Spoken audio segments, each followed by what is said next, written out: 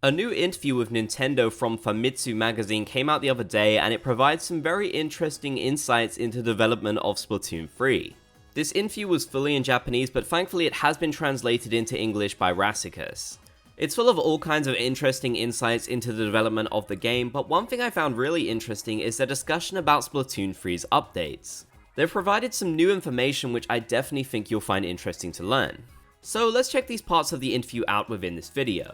The interviewer didn't beat around the bush and basically said, whilst there's a growing number of new players with Splatoon 3, there's also been some harsh opinions about the game's updates from existing players, something that of course we've all seen online. It definitely feels like so far the updates for Splatoon 3, especially some of the balancing changes, have not been as popular as they were in 2.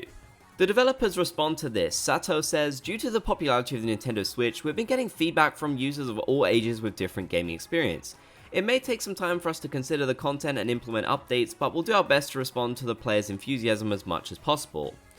Nogami also says, Splatoon 3 is a new game, so we're putting as much effort into the new parts as we are into the parts that shouldn't be changed, all in order to make the game more interesting to as many people as possible. On our end, we're doing our best, but it's difficult to respond to all the feedback. We have 2 years of updates planned, so it'll continue development while taking care of the health of our staff.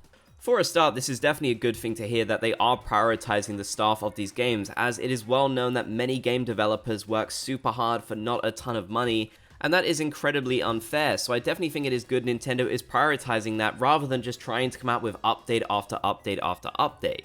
But they still reassure us here that they will be coming out with 2 years worth of updates, something they did originally confirm with the Splatoon 3 Direct.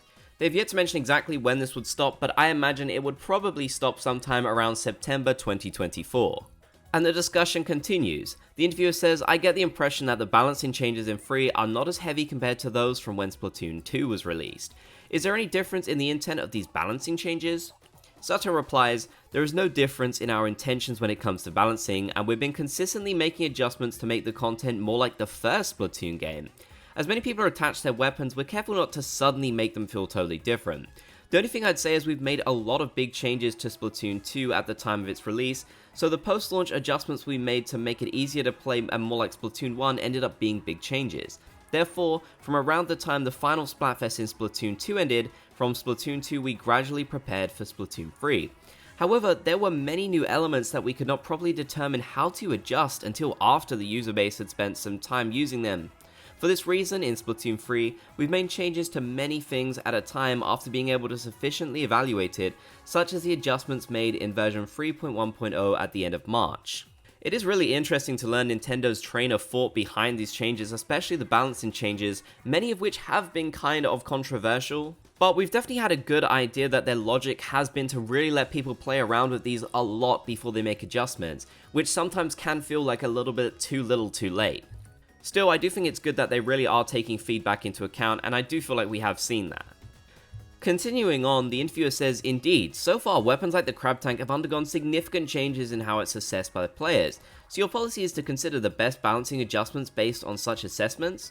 Nogami replies, that's right, some mains and specials take some getting used to, but once you do, you'll be able to use them to their full potential, and when someone says, this weapon is strong when used like this, the way other players use it may also change. For this reason, we make adjustments while taking into account the long-term changes in the community as a whole. It's very interesting to see Crab Tank specifically mentioned here. Of course, it has been a very controversial special in Splatoon 3 that has received many different nerfs throughout the past few patches.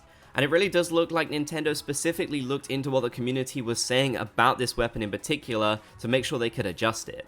Overall, this doesn't provide us with any insights into the future of Splatoon 3 updates, but I still think it's really interesting to know about, especially given the updates they've made so far.